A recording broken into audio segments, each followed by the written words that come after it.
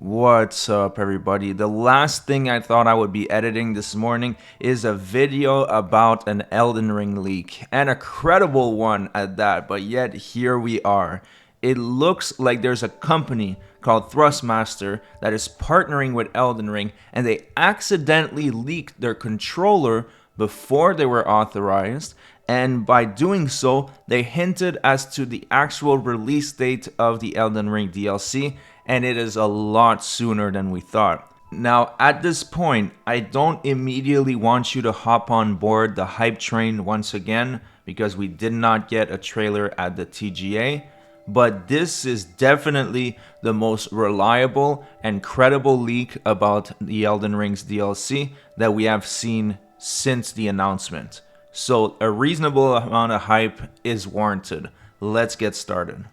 So as you see on the image here, it says Bandai Namco X Thrustmaster Elden Ring collab, availability February 2024, and it is to sync with the new Shadow of the Erdtree expansion release, Elden Ring Anniversary. So they're hinting that the expansion is going to release in February 2024. Now, that would be the anniversary of Elden Ring, the 2-year anniversary, and that would make sense. Reaching 2 years of the game's release date is a milestone, and if the DLC is ready, it would make sense to drop it at that time. Now, you might ask yourself, but Josh, we haven't seen even a trailer. Now, is it possible that they might shadow drop it? It sure is. I mean, another game just recently shadow dropped a DLC, only gave it 5 days of notice, and that is God of War Ragnarok Valhalla, which is amazing, by the way. I highly recommend you guys try it. So it is possible that they could do a shadow drop type of thing, or just a very, very small window of marketing. Let's take a look at the next slide. So here we have the actual controller. Looks really awesome. I love that there's the golden bumpers in the back, and there's like gold dust on the handles. Really cool design. And it says design agreed for sample submission by Bandai Namco. Open to changes to cope with Elden Ring's branding policy style guide. So it's not a final design, but I think it looks pretty damn cool. Now, I've never heard of this actual company before. We'll take a look a little bit later into the video into what their controllers bring to the table. But for now, let's take a look at the next slide. Now, this is where it gets very interesting. It says to animate sales in year 2 of collaboration, 2025. They want to make a Melania character controller, which looks pretty awesome, and a Ranni character controller. And it says design suggestions presented to Bandai Namco, open to changes to cope with Elden Ring branding policy style guide, and it is released to be synchronized with 2025 Elden Ring major key beat or new game expansion. Right, so what do they mean by that?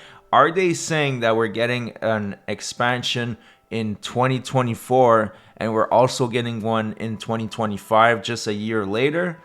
I mean, that would be surprising to say the least, especially when you consider how much time the actual first DLC took. I mean, it would be extremely surprising that they would be able to whip out any amount of content just a year later.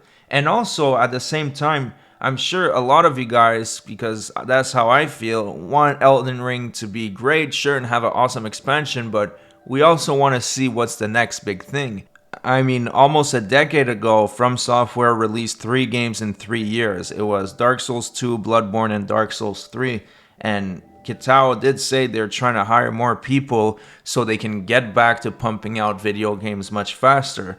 So that's what I'm looking forward to. Of course, I want to play the expansion, but after that, I'm looking forward to either a sequel or a new IP. So to hear that there might be a second expansion coming, I mean, shit, I'll take it. But I wonder if that's actually the case or if it's a mistranslation here going on, because it's the first time I hear from that. But I can't wait to hear what you guys have to say about this in the comment section.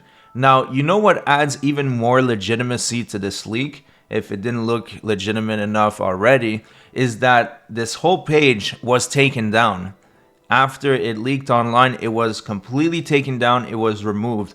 So this proves that they weren't supposed to show this yet. They did a mistake by showing this to the public, and possibly Bandai Namco told them to take it down.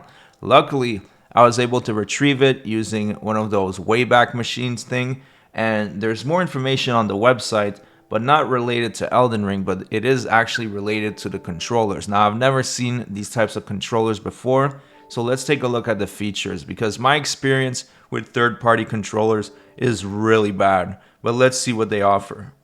So here it says Thrustmaster eSwap X2 Pro Controller Elden Ring Limited Edition. And if we look at the features, so it says here there's the next gen S5 NXG mini sticks modules, longer lifespan, 2 million activations, and improved precision. Now what's good is they have the modularity and hot swap technology, lets you swap a module with any other at any point in a game. So that's fantastic, you get to replace the parts. And then long lasting and super responsive mechanical buttons, 64% faster than standard membrane buttons. You also have 4 additional rear buttons that are remappable, and you have a physical locking catches. Control travel of LT-RT triggers, short or long range. So it looks like it has a decent amount of features. I don't have the best experience with third-party controllers, but I would be willing to give this one a shot. Now back to Elden Ring, I honestly can't believe we got a credible leak. And it's from such a strange source. I would have never thought this would be the news this morning we would get. And surprisingly, it kind of makes sense, because maybe there was a reason why they didn't want to show anything at the TGA, but a 2-year anniversary would be a good opportunity to release something about the game. And if they want to go with a shadow drop strategy, you know, it would make sense. Shadow dropping Shadow of the Erdtree. It would work. It would completely destroy the internet. Everything would crash because there would be so much hype. There would be so many transactions purchasing the DLC. So it is a strategy that can work. I mean, it worked for Hi-Fi Rush. It worked for Metroid Prime Remastered. So you never know if that's the strategy they're going for. And on top of that, it is also an established IP. It's not like they're just shadow dropping a brand new game. At the end of the day, it's just an expansion, a DLC. It doesn't need to have a different ESRB rating. It doesn't need to go through that process. So they could very well just shadow drop it. Now, I might be huffing insane amount of copium at this moment, but it doesn't really matter because I don't mind getting hyped. Even if it doesn't come to fruition, there's 2 Souls-likes that I'm interested in that are releasing in 2024, and those are Rise of the Ronin, and you have Wukong that's releasing a couple months later. So we're gonna eat well in 2024 regardless. So that's it for the video. Let me know what you think about all this. Let me know your thoughts and opinions in the comment section. Make sure to subscribe so you're always caught up on anything from software related, whether it's news, leaks, or rumors. Thanks for watching, and I'll see you guys on the next one.